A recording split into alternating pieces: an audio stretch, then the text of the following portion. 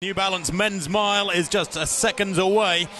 The 2012 best, Andy Badley, 3:57. And that was just a couple of weeks ago at the Armory in New York. There is Galen Rupp. He's a 10,000 metre specialist, frankly. He holds the US record after a marvellous run at Brussels at the end of last year in Belgium.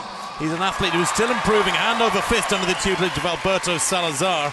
And certainly Dwight, I think Rupp is a man who must be pretty excited with what this year promises. Well, he's always been trained to be a professional athlete, and he's already made an Olympic team. He has all that international experience, and London is a good time for him to show what he's got. Well, Mo Farah, of course, will have that home crowd advantage in London. And he is the real deal, as Mo Farah. Doesn't leave any stone unturned. A long chat with Salazar yesterday about how thorough they are in their training, and he is fabulously fast. Won last week. We can take a look at that field now. James Brewer, another Brit with a lot of promise, but Galen Rupp, Mo Farah, and Matt Shearer is the pacemaker in this mile. 8 laps of the track, 1:55.5. We understand the target time for the half.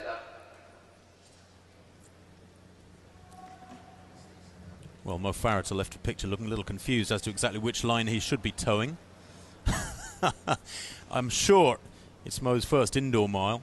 He started off his life as an 800-metre runner as a youngster, Mo Farah, but he can now boast personal bests of 3:33 for 1,500 metres, which is worth about 3:51 for a mile.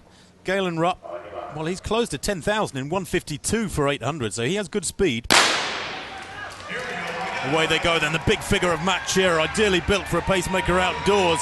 Tough to get past indoors, but he'll drop out once his job is done. 1:55.5, remember, the target time for 800 metres, although nobody really looks that keen to go with Matt Shearer. He's a big, powerful lad. Mo Farah goes to the front, seems rather reluctant. Oh no, oh my word, he's gone down. Farah's gone down, back onto his feet really quickly. But will Galen Rupp do him any favours and slow it down for his training partner to allow him to get back up there? There was a real faltering feel to those early metres from the entire field. Nobody wanted to lead Dwight, and that reluctance is what caused that. And just as importantly, no one wanted to follow the pacemaker. You can see Mo further on the left, and he just gets caught up, just hits feet, and goes down, and to his credit, rolls back up as quickly as he possibly can. But Tim, you certainly know that takes a lot out of you when you're just in the beginning stages of a race. You're just kind of getting over the nerves and trying to get into your rhythm. And then there he is, smartly staying back there and hoping that the field slows down. But no one wanted to go out with Matt Shearer. Now he's gotten smart enough to kind of back things off a bit. It's going to be a very long uphill battle for Mo Farah to really be effective in this race. A real shame. Well, it's a real test of character. See if you come back from a fall. It only happened to me once, and it destroyed me. But let's see what Farah can do here. He won last week in a match against USA in Glasgow, Scotland in 3:39 with a devastating last 400 metres, beating last winter's world #1 at 1,500 metres. So Mo Farah gradually moving up now. But Shearer out in front. Galen Rupp in third place. That's James Brewer in second. Behind Shearer, James Brewer is another Brit. Is he doing Farah any favours as he pulls up down the outside there? Farah gradually easing past this field. He's got the strength of a 10,000 metre man. He broke the European record, remember, at the Prefontaine meeting last year in Eugene.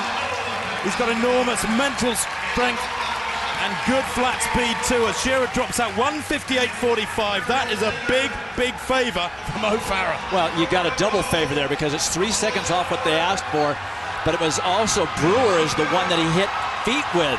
So there may have been a little guilt there, I doubt it, but now at least it's allowed him to be in the mix. It's just a matter how much energy did he have to, mental energy as well as physical energy that he had to use to get back into the crowds, loving the fact that he's competitive after that fall.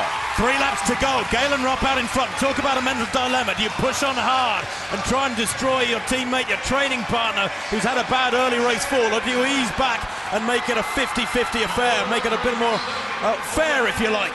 But Rupp leads with 2.5 laps to go. Mo Farah in second place. Looks to be struggling to me. He's grimacing there, and the gap to Rupp, I'm not sure that it's closing. In third place is O'Leonard of Ireland. He's got rid of that long hairstyle which raised a few eyebrows at the World Championships last year. But Mo Farah certainly struggling a little bit there. They go through the three quarters there in 2:57. But Farah, I think the stuffing's been taken out of him because O'Leonard goes past him now. And so does Taylor Milne. Taylor Milne there in third place. Rupp out in front. What a turn-up it would be if Rupp could win this mile. Under 4 minutes surely is coming his way. although they're closing now. The 1500-meter specialist O'Leonard closing very quickly there at the bell on the final lap. And Mo Farah in fourth place, I'm sure can't get back to these three. What a shame, as O'Leonard hits the front. Have the Irish found another miling star here to go with the greats like Eamon Coughlin and Ray Flynn and Frank O'Meara and Marcus O'Sullivan. 1 metre in it here as they come round the bend. Taylor Milne in second place. Good running from Taylor Milne, and look at the dust up here. Rupp, good running from him in third place, but it's a big win there for O'Leonard. Taylor Milne in second, Rupp in third, and Mo Farah, a very, very frustrated